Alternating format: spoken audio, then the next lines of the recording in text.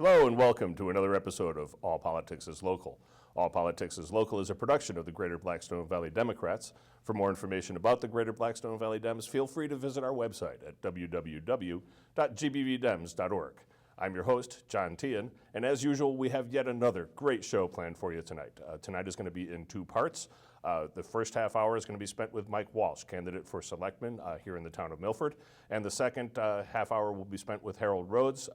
Both of them, Mike and Harold, are running for the two-year term on the Board of Selectmen left by the vacancy from Brian Murray when he graduated to the State House to be our state rep.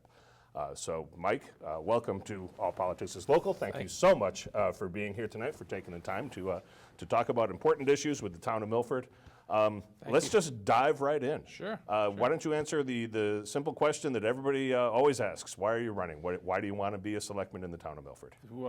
It's the same reason that I ran for the school committee, John, to give back to my community. The town of Milford has over the years been very good, not only to me, but to my family as well. And I feel that giving back to the community is important. I talk to people all the time, and they say to me, why do you, when you ran for school committee, your two children were already out of the district. What did you care? That's more the reason to run. And now I feel that the selectman's position, I feel the school committee in a lot of ways is the proving grounds for your next step, which is to the Board of Selectmen. And currently, the three selectmen that are serving are all former school committee members. Okay. So that's the reason I just feel that it's the next step, and I want to continue my service to my community. So one of the questions that was asked of you in the recent Citizens from Milford forum was whether or not you would continue on the school committee should you be elected to the board. How do you answer that? Well, yes is the answer to that, and let me answer this way. I also serve as chairman of the Milford Youth Center. If I am fortunate enough to become the next selectman in the two-year term, I will resign my position at the youth center because the selectmen are the appointing authority for the youth commission. Okay. And I don't want to be in that position. So I will resign from the youth center. My chairmanship of Milford Catholic is a very small school, so it's not very demanding. But yes, when I ran for school committee, I committed that if the taxpayers of Milford, the voters of Milford, would elect me 3 times, I would serve 9 years. And I was fortunate enough in all 3 races to be the #1 vote getter and to be elected to the school committee for 9 years. My plan is to, after the election, of course, we go into reorganization. There'll be a new chairman, a new vice chairman of the school committee. I will step back as just a regular committee member and finish my year that I committed to the taxpayers and the voters of Milford. Okay, so you do have 1 year left on That's your all I commitment have is with the 1 school year left. committee. Yes, and if I had 2 years to go, I would do the same thing as Mr. Erickson has said. He, if fortunate enough to win, he will resign the position. I would probably do the same thing because 2 years is a long time to hold on to both. Sure, and as a regular member of the school committee, there's really no conflict as far as being selectman and being a member of the school committee. No, there's many, I shouldn't say many, but many selectmen have, in fact, finished their term on the school committee, Dino being one of them back when he got elected. Okay. Yes. Yes. So another question that was asked, another great question that was asked at that Citizens from Milford forum, what are the 3 most important issues facing the town of Milford from your perspective? From my perspective, and I've talked about them since the beginning, I think stormwater management, I think is a very important one. I don't like the way that they singled out the towns of Milford, the towns of Franklin, the towns of Bellingham. Another thing that's very concerning to me is the EPA really doesn't answer to anybody. And that can be dangerous in my opinion. But what concerns me the most, or one of the things that concerns me, is that if you remember years ago, and I spoke about this at both the forums the other night, years ago when the gas stations were all found to be dirty and all the dirt was dug out of the ground and it was sent all the way to Tonawanda, New York for billions and billions of dollars because the EPA said that's what had to be done. And then all of a sudden somebody got smart enough and realized that you could pull the dirt out of the ground, put it on the side of the building, cover it with tarp, and every so often flip the dirt with a backhoe because gasoline evaporates. Mm-hmm. My concern is They're going to start this stormwater management. 10 years down the road, somebody's going to come up with a different idea Right, after we've spent all this money. So that's the concern to me. Well, there was also, as far as the stormwater is concerned, there's a concern about the phosphates, and John Fernandez put through some legislation saying, let's get fertilizers that don't have phosphates in them, and that's going to solve a big part of the problem right there. By not introducing the phosphates into the ecosystem here in town, we can actually avoid them running off into the river. So, And I say the same thing. You know, we've been using fertilizer for how many years, and now all of a sudden fertilizer's become a problem? You know, well, it is choking the river. Yeah, There are yeah. algae blooms that are choking the river, Yeah. and that's something But that does I- need to be addressed. But at the same time, we don't want to have to take on this gigantic expense here. Exactly, exactly. The second thing is the use of Middle School East. As you know, the school committee surplused it. We surplused it as of June 30th. And the reason we did June 30th was, A, we committed to keeping it for 1 year to decide what we were going to do with it, but also more importantly, because there are groups that are still in there using the gymnasium and some of the other rooms. And so we don't want to have those people relocate in say, March when we voted to surplus it. So we voted that we'll keep it going until June 30th. July 1st, it'll go back to the taxpayers of Milford. My concern is, do we in fact have a use for that building town-wide? So I use as an example, at Town Hall, you have people sharing offices. We pay to have storage. So the school committee, we have Shining Star in the basement of the high school. We have the high school screaming for more space to offer more programs. So I'm saying, you know, do we have a use for it as a town? Could we go in there and put some of the offices for Town Hall in there? Could we possibly move Shining Star in there? Maybe we couldn't. But could we move central office, get central office out of the high school and use that space there? You know, I just think we need to, before we, A, as some people say, knock it down, or B, sell it, because once you, A, knock it down, or B, sell it, Then it's out of our control. it's Yep, gone. Yep. I think we need to really, really look at it from the town side and the school side to say, do the two of us together have a use for this building, and is it in fact worth us to renovate? To renovate, to put in air Right. conditioning, whatever it Right, needs. and at yeah. the end of the day, it may not be. But I think we need to just, now that we've decided that we don't have a use for the whole building, now we need to just stop for a second and relook at that again as a town. Okay. And your third issue then? My third issue is the purchase of the Milford Water Company. And I look at it like this. I understand the plant is relatively new. What concerns me is the infrastructure that's under the roads. Sure, we even have wooden pipes from back around the turn Exactly. of the prior century. Right, Yeah. right. And I understand that the water company, just like the sewer company, if the town of Milford purchases it, is going to have an enterprise fund. I get that. But what I'm saying to myself is we have some of the lowest water rates in the Commonwealth of Massachusetts right now. So let's just say, this is what people have been saying to me, yeah, but what if something happens, and there is, as you talk about it, Mr. Walsh, there is a major pipe break on an old street in Milford, and now you open it up and you got the water pipe, you get the gas pipe, very similar to what's going on Route 109 down in Medway, where they're replacing everything under the road in one shot, and we end up doing that. You know, the water company, you know, makes a profit on that because they own the construction company that does the repair and they bring in the supplies and they make a profit on that, the supplies. I get all that. And they said, and they're gonna come back and get a rate hike increase. I said, I get all that, I get that. But the question I have from that side of it is, we take something from private ownership, okay, turn it to municipal ownership. Do we need more employees? Do we keep the same employees? We take on the healthcare cost, you know, so there's this, in my opinion, there's this image out there that by the town of Milford taking over the water company, we really don't associate a lot of cost. But that's not true. No matter who has it, you're going to incur cost. I do get the part where, and I had somebody say this to me, and I give them credit, they're right. We do have a little bit more accountability because instead of having just the general manager that you could talk to. Now you have 3 selectmen. Right. So if you did have something wrong with your water, you call the water company, it's 4 o'clock in the afternoon on a Friday, and they say, well, we'll get to it on Monday or whatever. Right. Now you call all 3 of your selectmen and say, hey, I'm sitting here, it's 4 o'clock on a Friday night, and I got yellow water. Yes, I do believe that you're going to get a much greater response, much yes. greater response. That I understand, but I just think that, you know, we need to slow down a little bit. We need to research it a little bit better. We need to really, really look at what the infrastructure is like underground, and I don't know how you would do that. But I think before we spend that kind of money, as you know, the price tag is $63 million. That's a hefty amount of money. Sure. I just want to make sure we're making the right decision. That's roughly 3/4 of Milford's annual budget right there. So yeah, Right. that is a healthy price tag, Right, certainly. right, yeah. So, okay.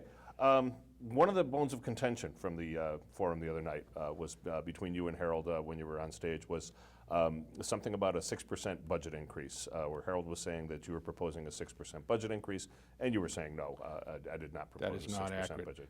As chairman of the school committee, I sit here tonight and I have a very good idea what the number is. I can't publicly say it yet because we haven't voted on it at school committee. We're going to discuss it in our school committee meeting on March 30th. And after that I can talk to, but I can assure the voters, taxpayers of Milford that it's nowhere near a 6% number. Okay. So you really have no idea where that came from, or? I have no idea where that came from. And that's why I got up at the Citizens from Milford Forum and spoke against it, because that was not factual information. Okay. So. All right. Another big project that's slated for Milford is the Spectra Energy Pipeline. Yes. Where do you come down on that? Again, and I'm not being evasive, I don't think there's enough information, you know, for the town of Milford to answer it. And I know you and I were talking earlier when we were talking about the Attorney General thinks that there is, but I don't think there is. You know, yeah, we saw the map in the town crier where the pipeline was going to come through the town and how they were going to try not to impact the area of the town, but I think there just needs to, in my opinion, if you think about it, when you talk about the pipeline, if you went out and asked the average Milfordian about the pipeline, they would probably tell you the only time they saw it was the article in the town crier. Mm-hmm. That's a problem. Just more public information, more public forums, so that you can come out as a citizen and you can see where the impact really is going to be on your town. So to say yes or to say no, I think it's a little premature to do that yet. Well, myself, I'm involved in the solar power industry. Yes. That's where I make my living. So I'm a very big proponent of renewable energy sources. I look at new pipeline capacity as being a dinosaur. Any new pipeline that we build now is going to have a 75-year lifespan. Mm-hmm. 75 years from now, it's actually shown that we have to stop burning fossil fuels. Right. We have to completely eliminate our dependence on fossil fuels in order to maintain a healthy, habitable planet. So I look at a new pipeline as being just something that's totally, it goes against the grain of what we actually need to be doing. Well, I can tell you our former superintendent, Dr. Tremblay, a year ago, maybe 2 years ago, got invited to be on a committee that went over to the Middle East to evaluate an American school in the Middle East for American children whose parents are working in the Middle East. And one of the members of the school committee was, I believe, the chief financial officer of ExxonMobil. Mm-hmm. And Dr. Tremblay was telling me they went out to dinner one night, and he was telling them how the oil companies are getting out of the crude oil business because they can't control the price of crude oil, and they take the blame all the time for crude oil. But he said crude oil is also an old way to produce fuel. Natural gas is the number one way now to produce fuels, and some of the largest reserves of natural gas are in the United States. Sure.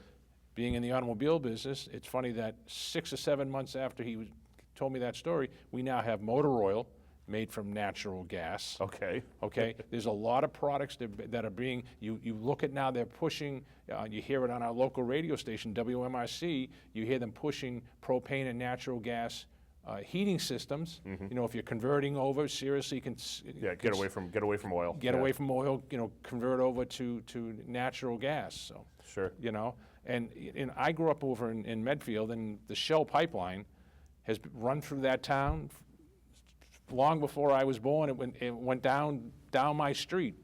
So, you know, again, but I just think we just need more information.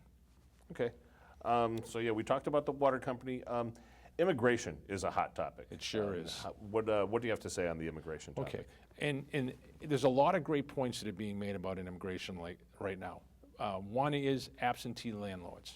That's a real problem because they're not being responsible for their property. Immigration is, if they're here legally, and I said this the other evening, if they're here, let me back up. America is a country of immigrants. When you really think about it, it's a country of immigrants.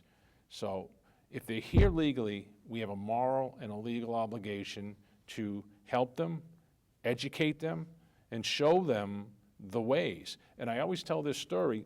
You used to see the young girls always carrying the babies. And there was a pediatrician who one day said, boy, that child looks to be 2 or 3 years old. Through St. Mary's Church, they put together a program, and what they found out was where they come from, using the Ecuadorian community, where they come from in Ecuador is very mountainous, and they're taught to hold the children. Well, they started a program, put the child down, walk behind the stroller while the little baby's in the stroller, and now when you come through downtown Milford and you see those families walking, you know, dad's got one by the hand, and mom's holding the little girl or son by the hand. Yeah. It's through education. It's through education. It's impacting our ELL in the schools. We get that. But again, if you're a legal resident of Massachusetts, the law states that every child from the age of 3 on is guaranteed an education. And so we have to deal with it. And I think we do a good job of it, you know, at the school level. But I go back to, because some people will say to me, well, you know, sometimes the behavior isn't the greatest. Well, you can fix that through education.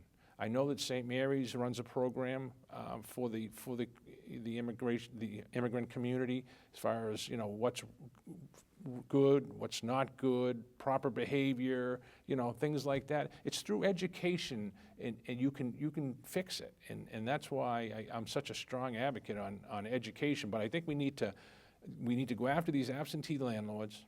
We need to hold them accountable. Okay, so that we don't have some of the issues that we have in some of these neighborhoods. And I do share with the residents that have those concerns going on. But I don't think we can necessarily 100% blame the immigrant population as much as let's hold the landlord accountable for what's right and what's wrong. So what is the impact on our ELL? Can you give me an estimation of, say, what the ELL budget is in town? Does it really affect the school budget? It definitely affects the school budget. I don't have it with me, but it's a sizable number. And but you got to remember now, it's the whole ELL population. Right. So I don't want to sit here and say that it's one, you know, ethnic group. It's not. It's ELL as a whole is climbing because Milford is a community, very diverse community. Right. And just to be sure that my viewers understand what we're talking about, ELL meaning English language learning. That's correct. It's no longer considered ESL. Wasn't there an ESL program, English as a second language? Correct. Or yes. So now it's really ELL. It's immersion. Right. Yeah. And the interesting thing is 2 years ago, I was in Memorial School doing a tour, and they introduced me to a little Ecuadorian girl, and she could barely speak English. And then 2 years later, meeting the same girl, and she spoke pretty good English. And what the teacher explained to me is the younger children grasp it. They, like a sponge. Oh, yeah, yeah. The problem they have is when they take the sophomore or the junior to the high school, well, now you've only got, when you think about it, 2 years to get them up to speed, but they're older, so they're a little more resistant to learn. Right. So it makes it harder. Right. They don't pick up a language. So children are naturally picking up language from the time that they're born because they're hearing it. Correct. They hear it all around them. They're learning their own language. Right. And so that's why it's so easy for a child who hears 2 languages to be bilingual. Right. Because you know, like you say, when they're younger, they're just sponges soaking up all that information. When you go to the Family Network Center, which is run by Sarah Hubison, and you actually, when it's family day, and I've witnessed this, when it's family day, you see a little guy with a truck, and he's explaining to his parents what it is in English. It's almost like the children, are working with the parents. Are working with the parents. Because they're so open, they're like sponges to water. Yeah. Yeah. So we've run through our outline, and we've actually got a few minutes left. Sure. Another question that came up at the Citizens for Milford Forum was about marijuana and how marijuana has now been legalized in Massachusetts. I believe medical marijuana was also discussed as well.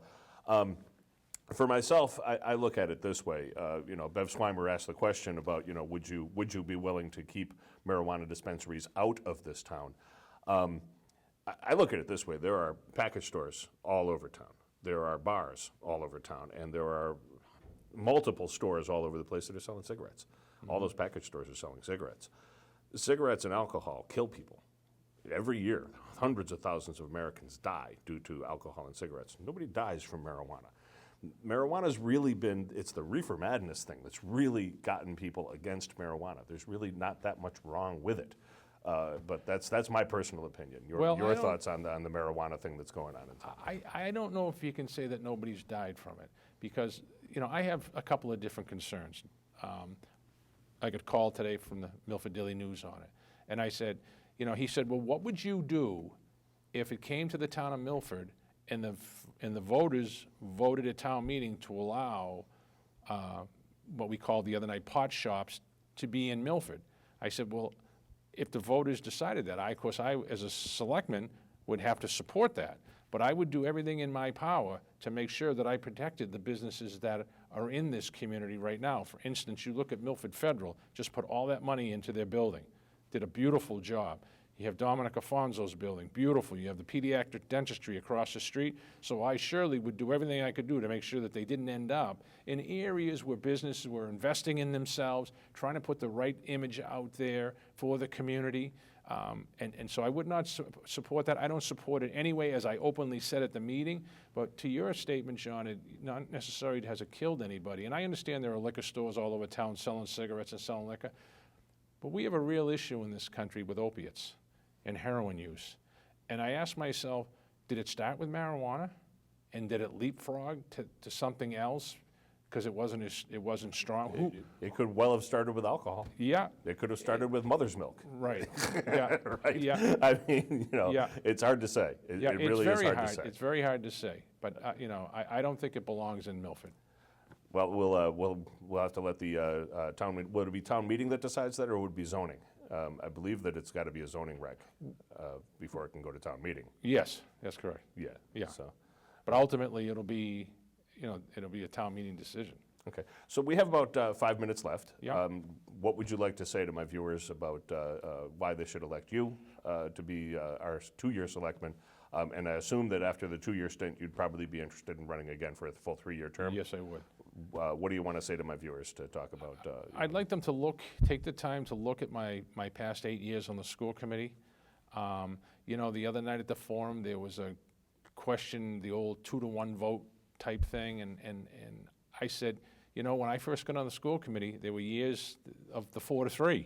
Yep. As a 7-member board. And I don't take full credit for this, but I do take some credit for it because of my management style. I was able to smooth that away, and so now we have a 7-member board all working in the same direction and for the same reason, and that's the betterment of the educational process in the Milford Public Schools. So I hope that people would look at that, because I would bring that same style to the Board of Selectmen. I have a unique ability to work across both sides and get both sides to understand really what's truly important. I would say what I've done for the community. I mean, when I got on the Armory, on the youth center, I mean, Paul Seaver and myself were, going back and forth with the National Guard, trying to get the Armory bought, and thank God Marie Parenti put that thing together for us. But, but we were able to get it done, and then we didn't need it, and now look what we have now. We have a state of the art, and I when we were going through that process, I said, we're going to get the same thing being said as people leave this building as when they're leaving the Fields project at the high school. And that is people that come in from out of town into our community. They leave that building now, just like the Fields project, and they say, we'd never get this in our community. But that's by getting involved. So I hope that people would look at that, you know, that what I've done, you know, what I strive to do for all people in the community, because it's not just the youth center. We want seniors in there in the morning. We want them using it in the wintertime to walk. We have a full fitness center downstairs we'd love to have them start using. So I would ask the citizens to vote for me on April 4th because of my commitment to the community, what I've accomplished to the community. I've always been there. People call me, nowhere near as much as a selectman, but I do get calls, and I follow up. And I try to do the right thing, and that is take care of people. So that's why I would ask that the citizens of Milford will vote for me on April 4th. That's tremendous, Mike. It's really great having someone like yourself who's really, you really have dedicated a lot of your time to the town, and it's great to see that you're looking basically to graduate to the next level. I am. With your service to the town, and so I do my part is a minor bit of service. I am the chair of Milford's Renewable Energy Committee, which unfortunately is now moribund. I don't have enough members to pull a quorum together. So perhaps if you get elected, you'll see me in a selectmen's meeting asking for new appointees to be named to my committee. And you know, that's a valid point, John, that you bring up. And I want to say this on camera to all citizens of Milford: get involved. Mm-hmm. It's your community. Get involved. And you know, I talk about this all the time. When I went to, you know, with Imperial, and we went to Mendon, and we built the big city. And Kevin came to me one day and says, we're going to find that piece of land, and we're going to build that house you always wanted to build. And I said, no. He said, what do you mean no? I said, I'm not going to leave Milford. He said, why not? If you get involved in this community Sure. wraps its arms around you, as you saw the other night at the Citizens from Milford Forum. Yeah. That was, I called Steve Treadle and John Seaver the next day, and I said, out of all the ones that I've been to, that was by far the best. Not only was it well attended, the questions were very, very good, dead on, and they allowed the ability to go back and forth with the answering and the questions. But those, when you see that core group of people that get involved, I say to the citizens of Milford, get involved in your community, because there's plenty of areas you can get involved. Sure, it's easy enough to get yourself elected to town meeting. Right. I've moved a couple of times and I lost my town meeting seat. I'm now in precinct 1. And on April 4th, I'm going to be running a write-in campaign for myself. A couple of votes is all you need. Yeah. I know I'm going to vote for myself. My girlfriend will probably vote for me. Yeah. That may be enough right there. People have to remember, Tip O'Neill had a great saying, all politics is local. And that is the name of this show. And that's, and it's true. Yep. If you don't think that it's important to get involved in your own community, then you need to start. That's a great place to start. Start at town meeting. Start with town meeting. Start with town meeting. Mark Wasserman, a number of years ago, remember when Mark Wasserman ran for selectman? He ran against Brian Murray. I think it was in 2009, 2010, somewhere around there. He lost. And there was an article in the Milford Daily News the next day talking about why he lost. And the reporter said, well, I interviewed several voters, and I asked them, why didn't you vote for Mark Wasserman? And most of them said because they didn't think that he had enough experience. And one of Wasserman's supporters wrote a comment on that article saying, well, how's he supposed to get experience if you won't vote for him? So I replied to that comment. I said, he should run for town meeting. Right. Because you get experience. You get some experience. You'll get into town meeting. You'll find out what it's like to run the town. You'll look at the budget. You'll be informed. You'll be more informed on these issues because you actually have to vote on these issues. Right. And so, to Mark's credit, the next town meeting he showed up. And he asked the precinct, there was an open seat in the precinct, and he asked the precinct if they would vote for him to put him in there, that you can do that. If there's an open seat on town meeting, you can show up to town meeting and be elected by the current town meeting members if you ask for the seat. Right. So to Mark's credit, he did show up in the next town meeting and got himself put on town meeting. Yeah. And I'd be interested to know where he is in Milford politics now. I'm not sure if he's considering any further runs. But it was heartening to see him get involved in most definitely, and that's one of the advantages. Or earlier in the show when I said the proving grounds, in my opinion, for selectmen are at the school committee level, because when you get yourself elected to the school committee, you're dealing with policy, you're dealing with budget, You're dealing with contract negotiations. Sure. And so all those things, it's almost like being a governor and ultimately becoming the president. It's just, Yep, people say, a lot of times a governor will get elected to the presidency over a a senator, yeah, because he's run his own little country. He has the administrative experience, The exactly. same thing as school committee. We're running the school district, the school department. It's just a smaller, It's a microcosm of the town. It's the largest budget in the town. Right, but it's still a microcosm of the town. of the town. And so the next step logical step is selectmen. And I, after 8 years chairing the board twice, back to back, Yep. I feel I have the experience to take the next step and work, in a different position for the taxpayers of this town. All right. Mike, thank you so much for being here. Thank We're you. out of time. Thank you. Thank you very much. And welcome back to the second half of tonight's show.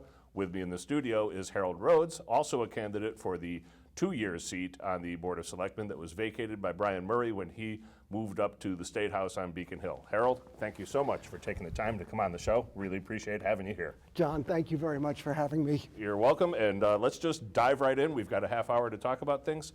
Why are you running for Selectmen? What do you bring to the town? Well, first, thank you, John, very much for having me take this opportunity to talk a bit about my perspectives about the town of Milford and how I believe that I can help the town. As I think about why I chose to run for Selectmen, I thought about it along 4 different criteria. The first one is capacity. Do I have the capacity to run for Selectmen and be a very good Selectman, particularly in comparison to whoever I was going to run against? Well, I have the ability to be, I have the capacity to be available as a full-time selectman. I don't have to navigate among other committees, other commissions, other boards. I don't have to choose among the different conflicts that might arise between those. I will be available to the town as a full-time selectman, not to micromanage, but to help lead the community into those areas which Milford has yet to find solutions into. The second part is, do I have the capability? And as I thought about the capability, I thought that having a master's in business administration from the Harvard Business School and 25 years of high-tech experience with some successful high technology companies in the New England area, and the work that I've done as chairman of the chairman of the Commission on Disability, and the 3 years of attending boards of selectmen meetings as well as all the other town meetings. So I thought I also had the capability in addition to the capacity. And then I thought about, well, do I have the accomplishments? Do I have can I demonstrate that I am worthy to be selectman? So the first one I thought about was the success we had in bringing public transportation to Milford. John, that wasn't an easy thing to do. Sure, yeah, that was a big lift, yeah. It took 2 years of full-time attention, visiting nearly every constituent organization to bring together the whole community to bring forward an acceptable plan to bring public transportation to the community. And I think I'm proud to say that it's made an important difference in the quality of life of the town. Mm-hmm. So I realized that, through community organizing, we could make some big improvements in the quality of life, in our town. The second one was, of course, I had a lot to do with having the accessibility improvements made at the hospital. That was 2 years of effort to improve the ability for persons with disabilities and seniors to be able to get into and out of the hospital as well as to navigate inside the hospital. Mm-hmm. And that was a lot of work, but in the end, the hospital has agreed to nearly everything to do, and it's a much better place now for seniors and persons with disabilities. Sure, and you know what? I had an opportunity. My girlfriend accidentally cut herself the other Mm-hmm. day, and we had to go to the ER. The new ER, it's fantastic. The hospital ER is, among the best in the state, and the parking situation now for persons who go to the hospital, much better than it's ever been before, and it's just a much easier place to navigate altogether for those kinds of people. And last, and perhaps most important, do I have the desire? So do I have the capacity? Do I have the capability? Can I point to accomplishments? And do I have the desire? Well, having lived in Milford for now 35 years, many people know about the history of my family with Milford and how the town just rallied around my family when Marcia had her catastrophic injury. And it was so heartwarming. I mean, so wonderful how the entire community, the schools, and everybody else just took care of my family. And I always thought that no other community would do for us what the town of Milford did. Mm-hmm. And John, I just thought, I have to repay this town for what this community has done for my family. So I decided, the first place to be was on the Commission on Disability, and we did a lot of fine things on that commission, including revitalizing it and helping many people with disabilities, and then got involved in a number of other areas. And then when the opportunity came up that with Brian moving on up to being a state rep, and there was this open seat, I was encouraged to take a look at running for selectman, and I thought, well, okay, I think I could do a good job as Milford selectman. Terrific. So from your perspective, and obviously when we did the Citizen for Milford Forum the other night, you had 1 minute to answer this question. Tonight, I want to extend you whatever time you need, within limits, of course. We're doing a half hour here.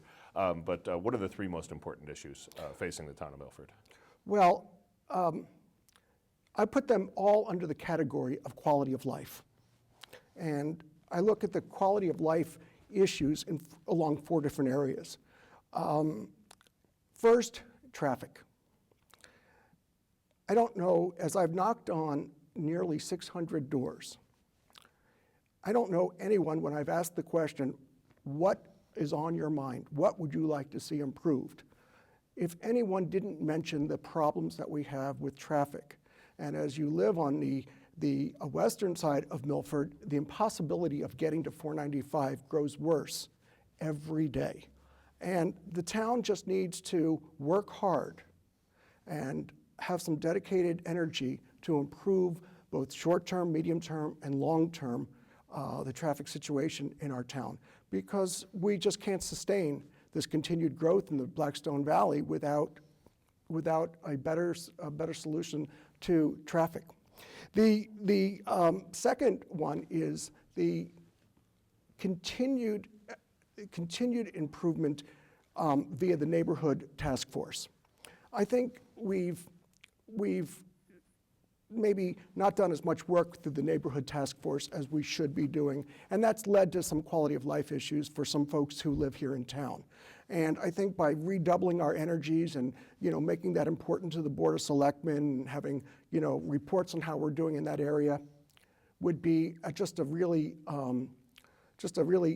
good thing to see that we're continuing to make progress in making sure that our community maintains its high quality.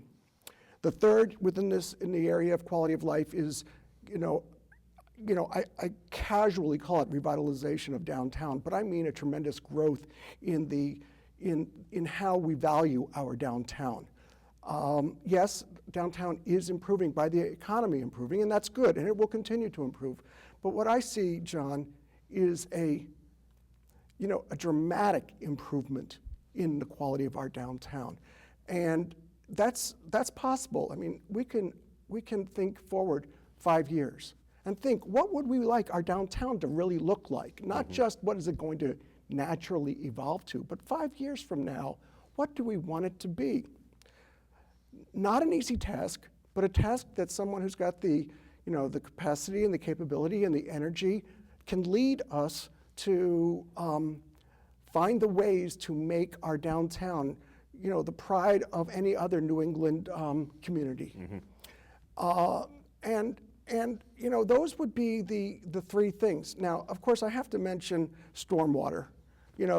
it goes without saying that that's an important issue. It's being addressed by many people in this town, so I certainly have to mention it. But I don't usually talk about it that much because it is being discussed and being discussed by so many people. Sorry. That's okay. Somebody may be wanting to ask a question. I should have shut that off. So I mentioned stormwater because it is an important issue to our town, but I think there's plenty of folks who are, looking at that and making sure that our issues with the EPA are being resolved in an effective manner. We talked a little bit, Mike Walsh and I talked a little bit about this stormwater issue with the EPA. One of the things that John Fernandez did was to ask fertilizer companies to find ways to create fertilizers that don't have the phosphates in them. Right. First step is to stop the product. Yeah, stop the item that's causing the issues. Absolutely. And that would absolutely make a lot more sense than going and spending $156 million or whatever it is they want us to spend. Yes. To actually ameliorate that stormwater issue. So it's interesting to see. Yes. Where that's going to shake out. Also, the EPA just got its budget cut, so who knows if they're going to be able to enforce anything. And we'll see. We'll see. So one of the things that was talked about, the little bone of contention between you and Mike Walsh at the Citizens for Milford Forum the other night, was you said that Mike had proposed a 6% budget increase as part of the school board. Is that accurate to say? Well, I stand by that statement. In fact, I have from the Finance Committee, it's actually not 6%, it was 6.66%. I have the document which was submitted to the Finance Committee and actually given to me by a Finance Committee member that shows the initial budget request that came in from the school committee was for 6.6%. And I'm glad to make that available. I'll put it up on my Facebook tomorrow. Okay. So people can see that document. And if anybody has any questions, they can speak to Chris Moran, the chairman of the school committee, of the finance committee, or Mark Shane, who's leading the effort on the school committee budget. So I stand by that, absolutely. Okay, well, that'll be interesting to see then. That's certainly a difference between you two candidates, and we like to have differences because it becomes a little, a marked difference between candidates really allows people to make a choice. And then, as I said, tomorrow it will be up for all to see. Okay. One of the other things that was a difference of opinion between the two of you was about the proposed Spectra Energy pipeline. A lot of people are against the pipeline. I'm certainly against it from a number of perspectives. I'm in the renewable energy field. I sell solar power Yes. systems. And so to my mind, we should be spending more on renewable infrastructure and not so much on fossil fuel infrastructure. The financing mechanism that they wanted to use for that pipeline, which got smacked down by the Supreme Judicial Court, and I'm very thankful that they did that. But they wanted to put a surcharge onto everybody's electric bill to pay for that pipeline. Truth to tell, we don't really need it. There's about 8 or 10 hours out of the year when we're actually short of gas. We can handle that. We can store gas in order to be able to handle that. So you were of the opinion that we don't need to have that pipeline coming through town, while Mike was of the opinion that the jury is kind of out on that. Your thoughts on the pipeline? Well, John, I don't want to even, what you said is the same answer that I would give. Okay. You said it very, very well. It's not particularly needed. There are other ways to ameliorate the issues that are being discussed. It's a charge to consumers that's not probably necessary, and there are other ways to solve the issue. So I'm with you. Okay. Well, that's heartening. I'm being convinced as we speak. So, how about the water company, the purchase of the water company? We're looking at a pretty large outlay of cash in order to purchase it. Your thoughts on the water company? Let me talk about the acquisition of the water company in the abstract, because as many people, I don't have all the details, and I only know what I've read in the newspaper like everybody else. Mm-hmm. But in the abstract, should a community own its own water company? If we address it from that point of view. Well, in Massachusetts, nearly all communities own their own water company for the reason that it gets to control its own infrastructure. Effectively, Milford owns the infrastructure of the water company today. We just don't control it. The water company has all the ability to make improvements to that through its R.W. White Construction Company without going through a formal bid process. So we're not quite sure that the construction price that we're getting back is exactly the lowest price possible. Secondly, the water company is entitled to a profit. So if those two things together would then provide the funding to pay off the acquisition cost, it makes a lot of sense. Sure. Now, of course, there are always challenges when something goes wrong. Things do go wrong. But the same thing would happen with our sewer system. And we respond, our sewer commission responds very well to any problems with our sewer commission. And in whatever organization design that eventually is decided, I'm quite sure that when we own the water company, that same kind of organization would be able to respond equally well, perhaps even better, at a lower cost. You would envision perhaps an elected board of water commissioners like we have with the sewer commissioners today. Absolutely, absolutely. I mean, that would be the expected thing, or even perhaps in the future, a Department of Public Works. Yep. You know, I mean, there's different Sure. ways to consider, you know, Sure. how to manage, how to organize it. Yep. But with the idea being, if the finances make sense, and you know that's a calculation that can be done. Sure. If the finances make sense, we should be very concerned that another company comes in and buys up the water company from the White family. Right, From the current ownership. From the current ownership, and that would be a very concerning thing to our town if that were to happen. So this is our opportunity now to give this the due consideration, the due analysis, the due planning, and if all of those things turn out to be correct, then certainly I would be in favor of it. And truth to tell, at the end of the day, we already own it. John, like you said, with the pipes that are in the ground, when they break, they have to be fixed. How does that get passed along to us through the form of the rate we pay for water? There it is. And John, not only do we own it, but as I said, we don't control it. So one day we get the water company coming through and replacing water pipes. Then they cover it back up. Then we have a sewer or an electrical. If we had one organization, Sure. we dig up the street once, we make all the repairs once, and we bury it back recover up and pave it over again, and we're nice and smooth and done. And How many times have you gone by a certain stretch of land and you said, they just dug that up last week? Yeah. And this is the advantage of having the control, not only the ownership, but the control Right. of the So, water like you say, company. if we had a Department of Public Works, we could just take care of these things once, and even the Public Works can even be in charge of paving. Exactly. That's exactly right. So it's again subject to the financing. That would be certainly a smart move. Okay. And immigration was another topic that came up. It came up in the Citizens from Milford Forum. It came up when Mike and I were talking in the first half hour of the show. What are your thoughts on immigration? Specifically, Mike addressed things with the English language learners. Being on the school committee, he's perhaps more well-versed in that topic than you would be, so I don't expect you to expound on the ELL program. But by all means, what are your opinion on immigration and where are we going? Well, John, I like to talk about immigration into two categories. Folks who have come to Milford legally, and folks who live here in Milford illegally. Two different sets of thoughts in those areas. For folks who've moved to Milford legally, we should be welcoming and as wonderful a community that Milford is. As you well know, Milford has a long history of people moving to Milford from whether it's Ireland or Italy or Portugal or whatever, and we've warmly brought them in. And Marcia and I chose to live in Milford because of that dynamic, multicultural environment. And that's the wonderful part of Milford, is that it's got so much vibrancy to it that there's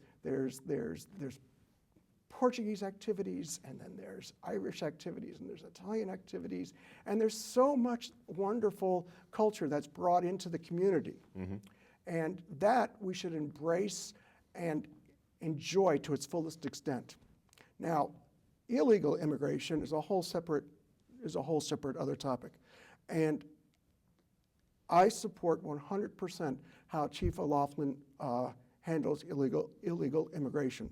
I sat with the chief and I said, Chief, explain to me how we handle it. And this is what he said to me. He said, well, if a person is arrested for committing a crime, and if they are unable to produce documentation that shows that they live in America legally, the first thing they do is they take their fingerprints and they send their fingerprints off to the various federal agencies, including ICE.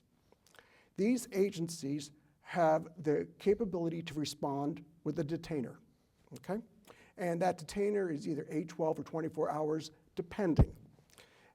If that organization, ICE, wants to come and then take custody of that individual for whatever reasons, perhaps they've committed a crime in another jurisdiction, that's the way the law works and that's the way it should go. If, on the other hand, there is no detainer notice sent or the agencies don't take custody, then the individual goes through the normal legal process of going for bail, and depending on how the judge feels, he can hold them, or put them out on bail. Mm-hmm. And that is the right way to handle this. It's the lawful, legal way to do that. But let me also add to that, though, I mentioned in the beginning the importance of our neighborhood task force. We need to rejuvenate and reinvigorate our neighborhood task force to make sure that before a person who's in our town illegally, that we deal with those up front, and through a neighborhood task force, we can identify, and through our bylaws and other regulations, take care of those things. I would hope that as selectmen, we would be getting every other weekly reports on how many inspections did the building commissioner and others do, and what was the result of that. And we need to see that as a constant effort over a sustained period of time. So handling our legal immigrants in a welcoming, wonderful way, handling our illegal immigrants who commit a violation in the legal way, and reinvigorating our neighborhood task force would be, to me, the right solution to bring a dramatic improvement to the quality of life here in Milford. Okay, that's terrific. Do you have any thoughts on the English language learning program in the school system? I know that as a selectman, you'll be more or less bringing the school budget to town meeting. Any thoughts on the ELL program? Well, we have to teach our children who live here in Milford English. Yep. I mean, that's our responsibility, and that's not just good for our children, but that's just good for the economy and for life going forward. If, as I was on the school council for Shining Star, and it starts right then. When kids are in preschool or kindergarten, it starts right then. If a child doesn't start off with the right ways to be a productive American, then it's very difficult to ever catch up. They're almost set into a course that is going to always be so difficult to... Right, almost doomed to failure. I never like to say it like that, but yes, yeah. Doomed to failure. So whatever is whatever we need to do to make English a language that is well spoken by our children is an incredibly important requirement to do, and fully support that. Okay. One other question that came up at the CFM forum the other day was the issue of marijuana in town. With marijuana being legal now, Bev Swimer was asking, should we allow pot shops? That was her words, in town. Myself, I believe that marijuana should be legal. I believe the Reefer Madness scare back in the 20s and 30s was essentially propaganda. I don't know if you've ever seen the movie Reefer Madness. It's hilarious, but it is propaganda. Marijuana doesn't kill people. Alcohol kills people. Cigarettes kill people. There are package stores and bars all over town selling alcohol and cigarettes, and other stores, corner stores sell cigarettes. To my mind, I wouldn't have any problem with marijuana dispensaries in town, especially for medical marijuana. I believe medical marijuana is something that people should embrace. But your thoughts on marijuana in town? Well, let me begin by starting with what you concluded. Absolutely, medical marijuana has been shown to be an effective pharmaceutical, for a better term, for relieving chronic pain. And I know a number of people who use marijuana to relieve that pain, and that is something that our society has finally now begun to embrace, that medical marijuana is a safe and effective way to do that. On marijuana in Milford, recreational use of marijuana in Milford, I'd start with a town referendum. As you know, John, it passed by just a few votes here in Milford. And again, I believe that our town, as we did for casino, should have the opportunity as a democratic society, as our community, to vote on it again. And whatever is that determination from that vote then becomes the decision of the community to go forward. Well, of a certainty, it would have to begin at the zoning board, because they have to be zoned. They Where are we going to locate it? What zone can we put it in? Then from there, once the zoning regulation is put forth, then it goes to town meeting. So you were thinking that you'd even take it a step further and go to a referendum in town? Yes, yes, I believe it. It ranks along the importance of the casino that we had. This is, a significant, town-wide issue that people have very, very, honest and feelings about. Strong feelings, Strong feelings that they should be able to express in a way that's, in the tradition of our, town democracy. Right. And how the town decides, then that becomes our town, the way our town will act. Okay. And that's the fairest way, I think, to do that. Sure. So we have a couple of minutes left. Why don't you tell my viewers why people should vote for you for Board of Selectmen? Well, John, again, thank you very much for taking the time tonight to allow me to be here. Well, let me just conclude by saying what I said at the beginning. I have the capacity, I believe, to be a very good selectman. I have the time to not just make this a part-time activity within the midst of so many other committee assignments. And people who know me know that when I get involved in a project, I give it my full heart. And I work feverishly to make the outcome happen so that it is the best for the community. I have the capability. I've sat through 3 years worth of meetings at the Board of Selectmen. I understand very well how the selectmen do their work, and I wouldn't be a newbie coming to a selectmen's meeting. I have participated, I've presented, I have convinced them to go along with transportation, and I have full knowledge of how our Board of Selectmen work together. I have the accomplishments that I think folks can say, there's a guy that can actually get something done. One of the things I just want to point to is right here, is my Paul Harris Fellowship Award that was given to me by Senator Bertnazzi. Oh, really? This is part from the Rotary. At the Rotary, Senator Bertnazzi presented that to me for the work that I did on transportation. Okay. And last, the book that I wrote, The Blameless Victim, talking about what's life like after being catastrophically injured. And that book now is, first I was given a Governor's Proclamation Award for that book. That book is now given to nearly all victims, newly injured victims of spinal cord injury. Oh, really? Oh, yeah. Wow. So that they can get an understanding, they can get a full understanding of what life is like from the day after you're injured. Or not just you, but your family is going to go through. Sure. So that they don't feel like, well, I'm the only one who's gone through this. Somebody else has gone through this before. So I'm not alone. And then throughout the book, I put in my colossal mistakes, and of which there were many, Sure. so that Sure. people would learn. Yep. Don't do these same silly things that I did Yeah. in making life better for a world now with spinal cord injury. Wow. So we put together those three things, and then finally, it's just the plain desire. Mm-hmm. I am committed to our town of Milford. The town is very, very important to Marcia and me for everything that this town has done.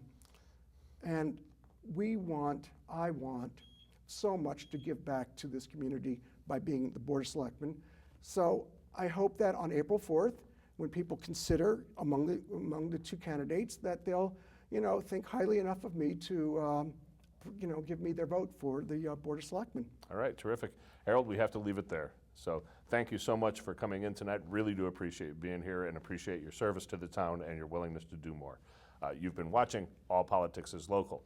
All Politics is Local is a production of the Greater Blackstone Valley Democrats. For more information about the Greater Blackstone Valley Dems, feel free to visit our website at www.gbvdems.org. Thanks for tuning in, everybody. Get out and vote on April 4th.